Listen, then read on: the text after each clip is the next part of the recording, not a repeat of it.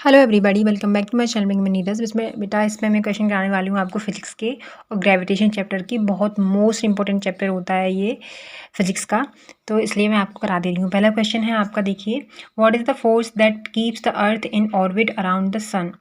सूर्य के चारों ओर पृथ्वी को उसकी कक्षा में बनाए रखने वाला जो बल होता है वो क्या कहलाता है? तो वो क्या कहलाता है हमारा? Option number B, gravitational force, गुरुत्वाकर्षण बल। क्वेश्चन नंबर 2 थोड़ा सा बड़ा है, स्टेटमेंट वाइज क्वेश्चन है। कह रहे हैं according to Newton's law of gravitation the force between two objects is directly proportional to the product of their masses and inversely proportional to the square of the distance between them. Question option B है आपका, directly proportional होता है to the sum of their masses and directly proportional to the square of distance between them, inversely proportional to the product of their masses and directly proportional to the distance between them, directly proportional to the product of their masses and directly proportional to the distance between them। तो answer क्या हो जाएगा इसका? Answer आप हिंदी में भी पढ़ सकते हो, आंसर आपका ए होगा, क्योंकि डायरेक्टली प्रोपोर्शनल होता है प्रोडक्ट के देयर मासेस के एंड इनवर्सली प्रोपोर्शनल होता है वो square of the distance between them, उनके बीच में। तो क्वेश्चन है आपका, कह रहे हैं कि न्यूटन के गुरुत्वाकर्षण के नियम के अनुसार दो वस्तुओं के बीच का जो बल होता है वो क्या होता है? तो आपने पढ़ा होगा कि F is equal to G m1m2/r²। यही तो होता है हमारा फोर्स। तो ग्रेविटेशनल फोर्स यहाँ से निकाल लेते हैं, इसको हम ग्रेविटेशनल फोर्स बोलते हैं। यहाँ से हम ग्रेविटेशन निकाल लेते हैं जी। तो आपको देखोगे इन्वर्सली प्रोपोर्शनल है वो, और लेकिन डायरेक्टली प्रोपोर्शनल क्या है? मासेस के डायरेक्टली प्रोपोर्शनल है, और इन्वर्सली प्रोपोर्शनल हमारे डिस्टेंस के है, स्क्वायर ऑफ द डिस्टेंस के। तो इसी से हमारी डेफिनेशन से ये क्वेश्चन डाल दिया है, मतलब फॉर्मूले से ही डेफिनेशन बना दिया है, उसकी लैंग्वेज बना दी है और क्वेश्चन डाल दिया है। ठीक है, तो आंसर क्या हो जाएगा? आंसर हमारा ए हो जाएगा। न्यूटन के गुरुत्वाकर्षण के नियम के अनुसार दो वस्तुओं के बीच में जो बल लगता है वो उनके द्रव्यमानों के गुणनफल के सीधे समानुपाती और उनके बीच की दूरी के वर्ग के क्रमानुपाती होता है, व्युत्क्रमानुपाती। क्वेश्चन नंबर देखिए, थर्ड आपसे कह रहे हैं कि the value of the universal gravitational constant is approximately, जो हमारा जी होता है उसकी ग्रेविटेशनल कांस्टेंट की जो वैल्यू होती है यूनिवर्सली वो कितनी होती है? तो वो कितनी होती है हमारी, बताइए? वो हमारी हो जाएगी answer number B, 6.6 × 10⁻11 newton metre square पर kg स्क्वायर। ठीक है, क्वेश्चन नंबर देखिए आपका है 4, आपसे कह रहे हैं कि the acceleration due to gravity on the surface on the earth is approximately. तो एक्सेलरेशन ड्यू टू ग्रेविटी उसका क्या होता है? हमारा होता है बी ऑप्शन। क्वेश्चन नंबर देखिए 5, आपसे कह रहे हैं कि how does the acceleration due to gravity change with altitude above the earth surface. पृथ्वी की सतह से ऊंचाई बढ़ने पर गुरुत्वाकर्षण के कारण त्वरण कैसे बदलता है? तो कैसे बदलता है हमारा त्वरण? वो बदलता है इट्स डिक्रीज, ये घटता रहता है। क्वेश्चन नंबर देखिए 6, आपसे कह रहे हैं कि the weight of an object is the force with which. किसी वस्तु का भार वह बल है जिसके साथ क्या होता है?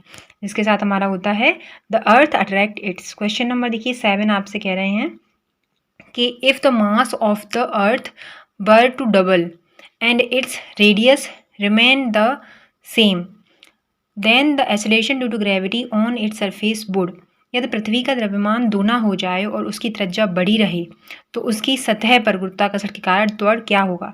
तो उसकी सतह पे क्या होगा? दुगना हो जाएगा। क्वेश्चन नंबर देखिए 8, आपसे कह रहे हैं कि the gravitational potential energy of an object of mass m at a height h above the earth surface where h the much smaller than the earth radius r is approximately कितना होता है? पृथ्वी की सतह से h ऊंचाई तक स्थित m द्रव्यमान की वस्तु की गुरुत्वाकर्षण स्थितिक ऊर्जा जो है, जहाँ पे h हमारी पृथ्वी की त्रिज्या से बहुत छोटी है, लगभग कितनी होती है? तो इसका एक फॉर्मूला होता है बेटा, फॉर्मूला होता है वो हमारा mgh। ठीक है, क्वेश्चन नंबर देखिए 9, आपसे कह रहे हैं कि escape velocity from the earth surface is approximately. पृथ्वी की सतह से पलायन वेग लगभग कितना होता है? तो 11.2 km/s होता है, बी ऑप्शन सही हो जाएगा। क्वेश्चन नंबर देखिए 10, आपसे कह रहे हैं कि Kepler first law of planetary motion states that. Kepler का ग्रहों की गति का पहला नियम कहलाता है, तो पहला नियम क्या कहलाता है हमारा? The orbits of planets are ellipse with the sun at one of the 2 4c। कह सकते हैं आपसे जो ऑर्बिट होते हैं हमारे वो क्या होते हैं? ग्रहों की जो कक्षाएं होती हैं वो दीर्घवृत्त होती हैं जिनके 2 नाविकों में से एक पर सूर्य होता है। ठीक है, क्वेश्चन देखिए 11 क्वेश्चन नंबर कह रहे हैं आपसे, the gravitational force between 2 point masses is F. 2 point mass है कोई, आप मान के चलिए ये 2 पॉइंट मासेज हैं, उनके बीच का जो फोर्स है वो कितना है, वो हमारा एफ है। ठीक है, और if the distance between them is double, अगर इनके बीच की दूरी जो है वो कितनी है, डबल हो जाती है, तो ग्रेविटेशनल फोर्स विल भी कितना होगा। तो फार्मूला आपने पढ़ा होगा इसका, एफ फार्मूला क्या होता है, f equals to G m1 m2 by R square, ये होता है। ठीक है, अभी आपको क्या करना है, इसको निकालना है। सिंपल सी निकाल सकते हो आप, अगर आप डिस्टेंस को डबल कर दोगे तो हमारा जो फोर्स हो जाएगा वो 1/4 हो जाएगा। आपका सी ऑप्शन सही हो जाएगा। अगर निकालने का मेथड आपको नहीं पता तो वो मैं बता दे रही हूँ। जैसे कि आपको एक एफ डैश मानना है और एक मानना है एफ। ठीक है, जैसे हमें निकालना है, एफ डैश मान लिया, एफ हमारा वो है, तो एफ डैश को हम क्या रखेंगे, जो हमारा फॉर्मूला होता है वो रख देंगे m1 m2 by R square, और एफ हमारा क्या है, जी m1 m2 वाई, हमारी डिस्टेंस कितनी रखी थी, 2 डबल, तो 2r स्क्वायर। आर स्क्वायर से आर स्क्वायर कट जाएगा, जी m1 m2 कट जाएगा, बाकी बचा क्या हमारा, f dash equals to 1/f/4 आ गया हमारा। ठीक है, तो ये 2 का वर्ग हो जाएगा, 2 का वर्ग 4 हो जाता है, तो आपका आंसर हो जाएगा सी आंसर हो जाएगा। क्वेश्चन नंबर देखिए 12 आपसे कह रहे हैं, the acceleration due to gravity on the moon is approximately 1/6 of that on the earth. If a person weight 600 newton on earth, their weight on the moon would be. तो इसका answer आप बताएंगे, 12 का आंसर आप करोगे, मुझे 12 का answer क्या होगा मुझे बता देना, XYZ जो भी आंसर हो कमेंट में कमेंट कर देना मुझे। ठीक है, आपका मैंने आपको हिंट दे दी है कि 100 न्यूटन इसका आंसर आएगा। क्वेश्चन नंबर देखिए 13 कह रहे हैं, which of the following statement is true about gravitational force. Gravitational force के स्टेटमेंट में कौन सा ट्रू स्टेटमेंट है वो आपको बताना है उसके बिहाफ पे। तो गुरुत्वाकर्षण बल के बारे में निम्नलिखित में से कौन सा कथन सत्य है, तो वो its acts only between massive objects, B option सही हो जाएगा। ठीक है, वो कहाँ करता है, यह केवल विशाल जो वस्तुएं होती हैं उनके बीच में कार्य करता है। क्वेश्चन नंबर देखिए, the gravitational field strength at point is defined as. तो क्या होता है, वो होता है हमारा B option, the force experience by a unit mass placed at that point. ठीक है, क्वेश्चन नंबर देखिए, हिंदी वाले बेटा पढ़ते जाएं आप। क्वेश्चन नंबर देखिए 15 कह रहे हैं, Kepler second law of planetary motion is based on the principle of conservation of. तो ये किसके कंजर्वेशन होता है, एनुअल मोमेंटम के। क्वेश्चन नंबर देखिए ये वाला कह रहे हैं आपसे, a satellite is orbiting the earth in the circular orbit, which of the following remains constant for the satellite. एक उपग्रह पृथ्वी के चारों ओर एक वृत्ताकार कक्षा में घूम रहा है, निम्नलिखित में से कौन सा उपग्रह के लिए स्थित रहता है, तो स्थित रहता है हमारा काइनेटिक एनर्जी। क्वेश्चन नंबर देखिए कह रहे हैं, the period of a Jio stationery satellite is, period कितना होता है उसका, तो जियो स्टेशनरी जो हमारा सैटेलाइट होता है उसका पीरियड कितना होता है, ये आपको पूछा है। एक भू-स्थिर उपग्रह का जो आवर्त काल होता है वो कितना होता है, वो होता है 24 आवर का। क्वेश्चन नंबर देखिए 18 कह रहे हैं, if a planet has twice the mass of earth and the same radius, the escape velocity from its surface will be.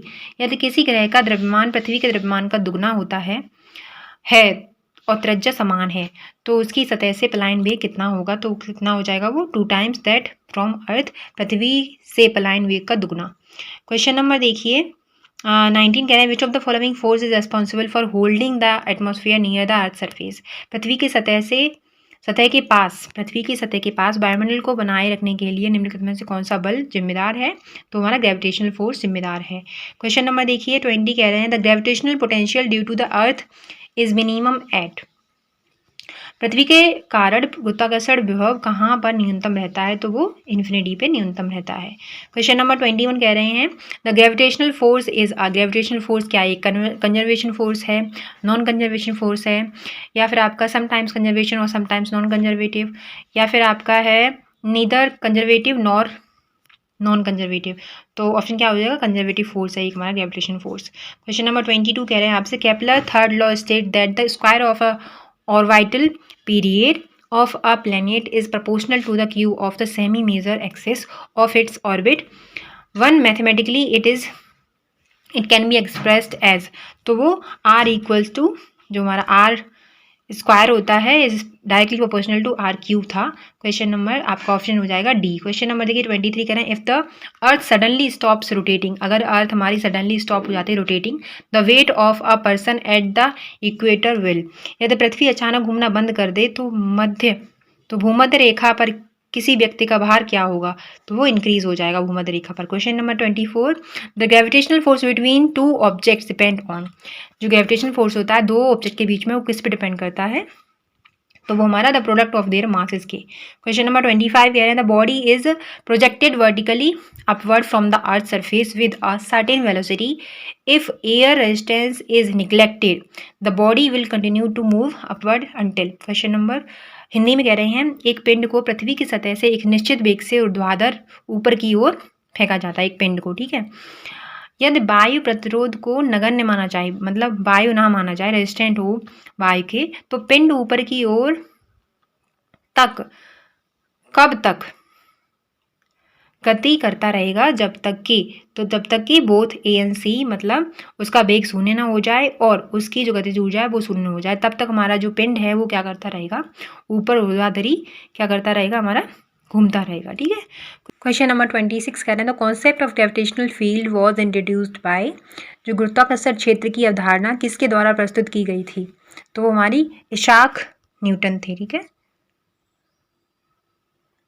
Isaac Newton, का नाम आइजैक है, ठीक है। क्वेश्चन नंबर देखिए 27 कह रहे हैं which of the following quantities does not affect the acceleration due to gravity of a freely falling object near the earth surface, पृथ्वी की सतह के पास स्वतंत्र रूप से गिरने वाली वस्तु के गुरुत्वाकर्षण के कारण त्वरण को निम्नलिखित में से कौन सी राशि प्रभावित नहीं करती है, तो हमारी मास ऑफ द ऑब्जेक्ट प्रभावित नहीं करेगी, किसी भी ऑब्जेक्ट का मास प्रभावित नहीं करेगा।